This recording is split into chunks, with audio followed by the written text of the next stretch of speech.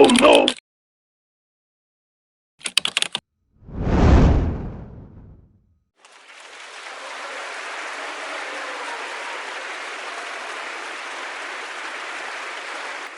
நம்ம சேனலை பார்த்துட்ருக்க எல்லாரையும் வரவேற்கிறேன்.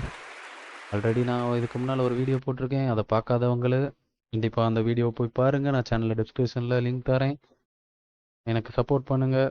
ஸோ உங்களோட சப்போர்ட் எப்பவும் வரவேற்கத்தக்கது. இப்போ நன்றி சொல்லணும். யாருக்கு நன்றி சொல்லலாம்? போட்ட வீடியோவும் 83 பேர் தான் பார்த்தாங்க. அவங்களுக்கு நன்றி சொல்லுவோமா? இந்த 16 பேர் தான் லைக் போட்டிருக்காங்க. அவங்களுக்கு நன்றி சொல்லலாம். ஒரு ஃப்ளோவில் அப்படியே அடிச்சு போவோம்.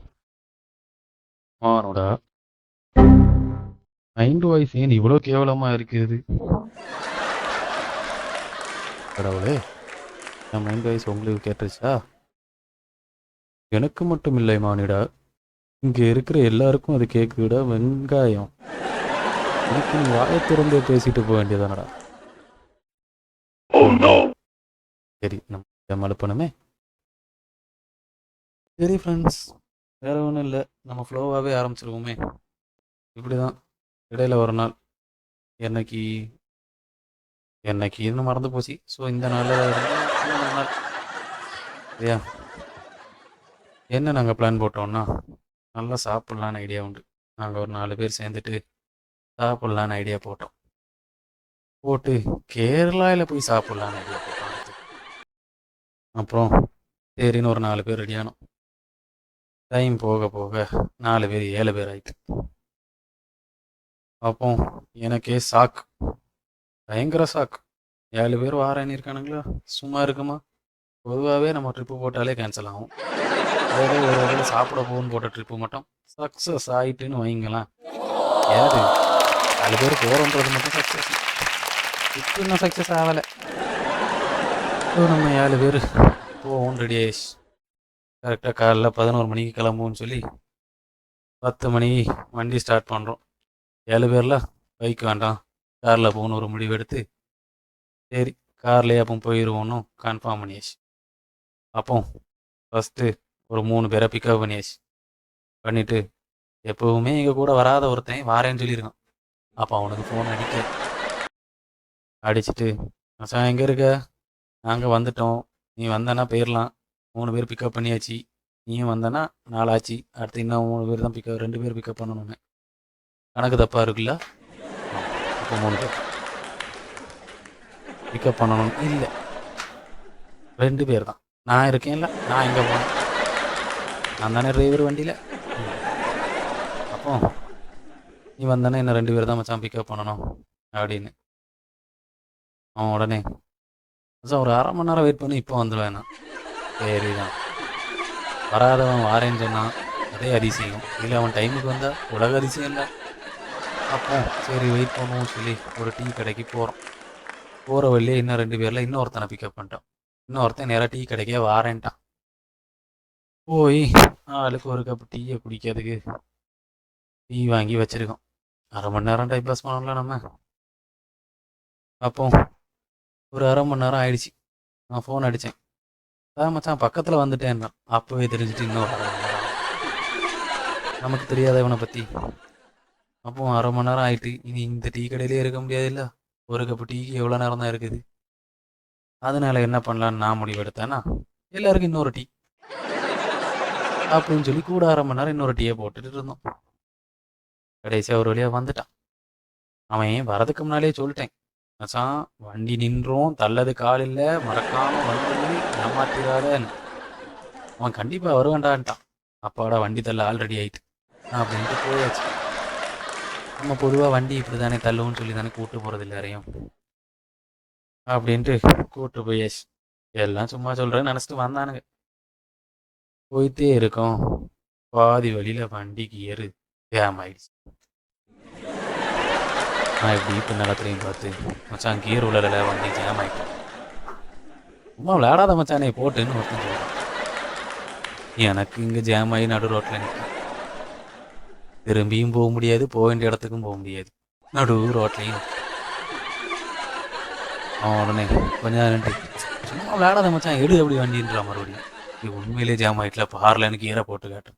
அப்போ தான் நம்பிக்கிட்டு ஐயோ ஆமால உண்மையை நம்மள சொல்கிறான், வண்டி ஜாம் ஆயிட்டுல அப்படின்னு ஒருத்தனையாக கூப்பிட்டு சொல்லலாம், எவனை நம்பலை. பரவ அப்படி இறங்கி வண்டி ஒரு சைடாக உருட்டி ஒதுக்கி விட்டுட்டோம். அப்போ என்னல வண்டி வச்சிருக்கான்னு சொன்னானே, நான் தான் சொன்னேன், நான் தான் வரதுக்கு முன்னாலே சொன்னேன்ல தள்ளதுக்கு ஆள் வேணும், எப்படி கரெக்டாக கூப்பிட்டு வந்துருக்கேன் பார்த்தியான்னு நான் ஒரு பந்தாவா சொல்லிக்கிட்டேன். ஆனால் பல்ப் வாங்கினது நான் தானே, எனக்கு தானே தெரியுது என்ன பண்ண போகிறோன்னு தெரியலையேன்னு பதறினது வெளியே காட்டாமல் சொல்லியாச்சு. அடுத்தது ஒரு மெக்கானிக்கு ஃபோன் அடித்தோம். அவர் வாரேன் வாரேன் வாரேன் வாரேன் சொல்லி 3/4 மணி நேரமாக ஆள் கிளம்பவே இல்லை. பிறகு மத்தியான நேரம் வேறு ஆயிடுச்சு. சரி சாப்பிடணுன்னு நடந்து போகிறவல்ல ஒரு கார் கடை பார்த்தோம். செகண்ட் ஹேண்ட் கார்லாம் விற்பாங்களா அந்த கடை, அதில் ஒருத்தரை பார்த்து ஒரு ஒர்க் ஷாப் காரரை பிடிச்சாச்சு. அப்போ என் வண்டி வேற பழைய வண்டி, நம்ம ஆளுக்கு வேலை பார்க்க தெரியுமா தெரியாதான் தெரியாது. அப்போ ஏற்கனவே வேலை பார்க்குறவங்கள தான் சொல்லியிருக்கு. அவரும் வாரேன்னு இருக்கார். புதுசாக ஒருத்தர் வந்தார். வந்து ஆளு ஸ்கூட்டர் வேற போட்டு தின்னுனாரு, எல்லாம் போட்டு எடுத்தாரு. நான் போக்கு வேலை வேற இவருக்கு தெரியாது போல இருக்கு, அவரையும் வர சொல்லியிருக்கேன். 2 மெக்கானிக்கு என்ன ஆகுதோ ஏதாவதோ, பில்லு எவ்வளோ வருதோ அப்படின்னு சொல்கிறேன். கிட்ட ஒருத்தன், நீ பில்லை பற்றி யோசிக்கிறியா மச்சான், நான் வண்டியில் எப்படியா ஸ்டார்ட் ஆகி போயிட்டா போதும்னு நினைக்கிறேன் மச்சான் வீட்டுக்கு அப்படின்னு நான் இப்படி பார்க்கேன். நான் மைண்டில் ஓடுது, நீ ஸ்டார்ட் ஆனாலும் அவனுக்கு பில்லு கொடுக்கணும்லடா அப்படின்னு. அப்போ இவரை திடீர்னு எல்லாம் பார்த்துட்டு கலத்திட்டார்.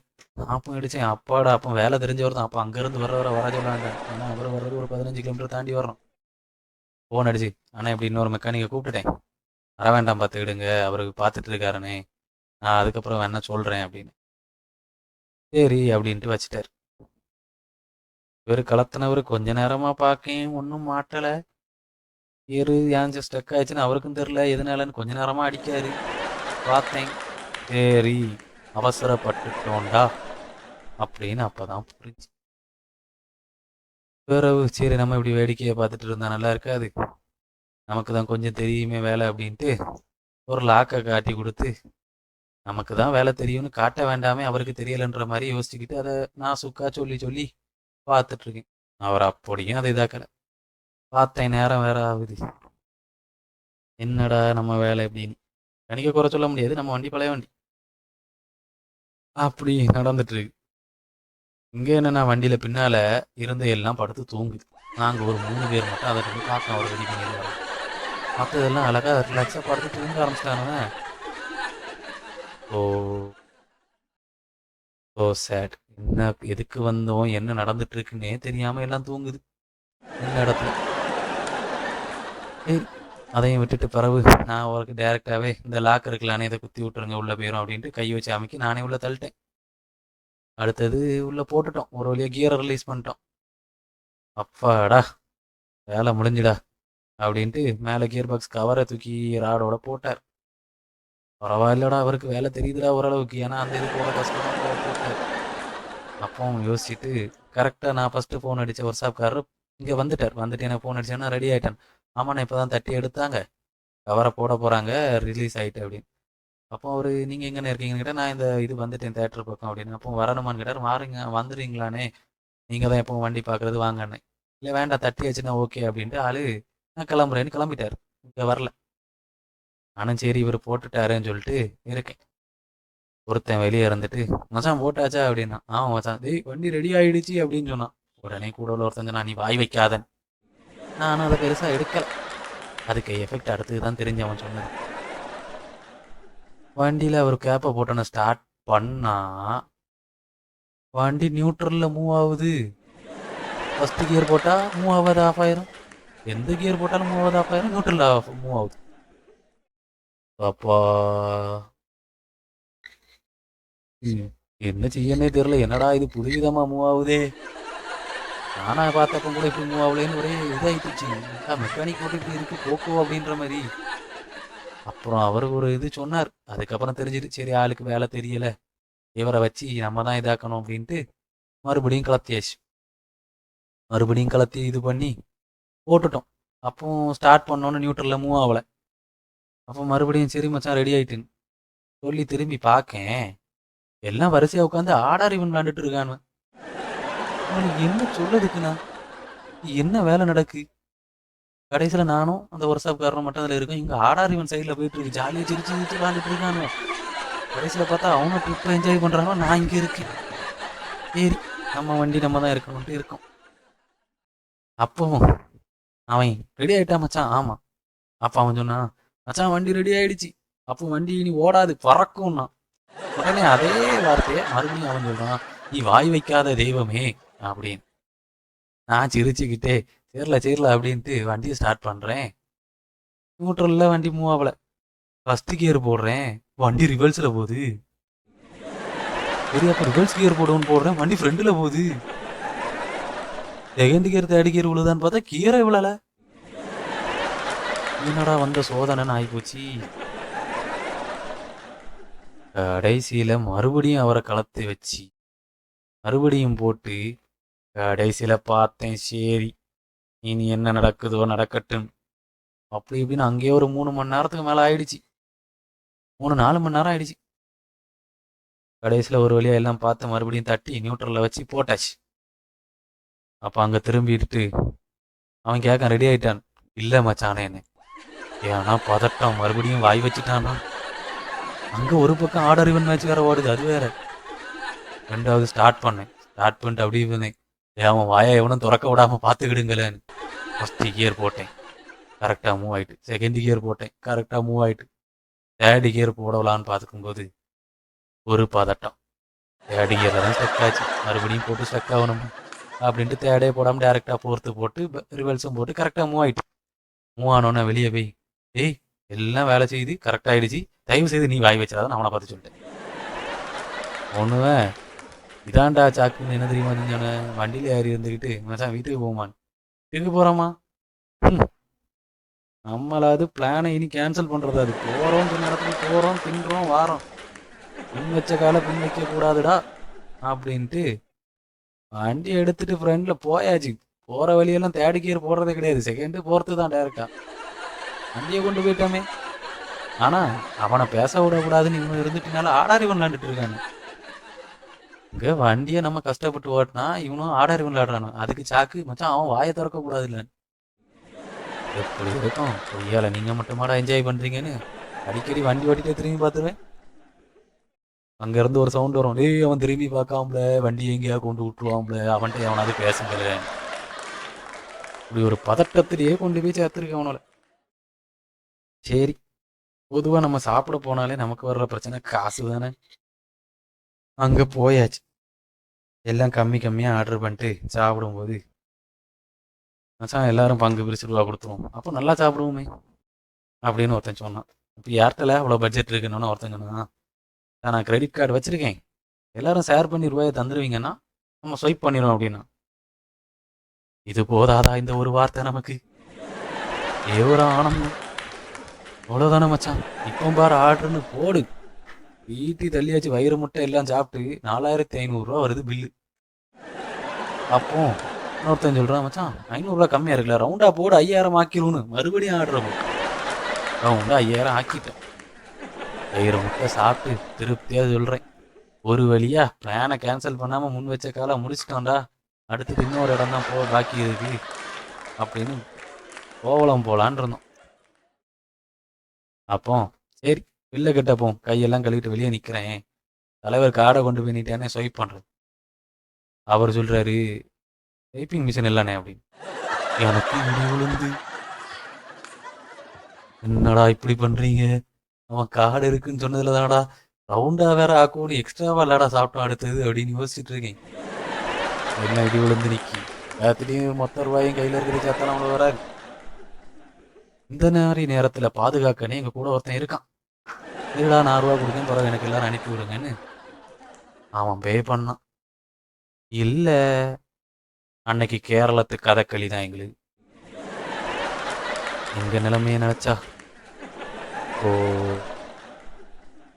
இது முடிச்சு சரி அப்போ வீட்டுக்கு போயிடுவோமான்னு மறுபடி முடியவே முடியாது, இன்னொரு இடம் இருக்கு போயே அவனும் நான் போகணும்னு அடுத்து அங்கேயும் போயாச்சு. அப்பவும் அதே தான், second gear fourth gear, first second fourth, third போடவே இல்லையே நம்ம கடைசி வர. ஒரு ஏத்தம் வருது, குத்தர ஏத்தம். குத்தர ஏத்தம் ஃபஸ்ட்டு கியரில் தான் ஏறும், அதையே இங்கே 4th இருந்து செகண்ட்ல ஏறாம முக்குது ஃபர்ஸ்ட். எல்லாம் மறுபடியும் கியர் ஆஃப் ஆயிருமான்னு ஆவாது பார்த்துருந்தான்னு ஏத்துதான் ஒரே ஏத்து வண்டியை மேலே ஏத்தியாச்சு. ரவு போய் ஒரு வழியா கோலம் போயிட்டோம்.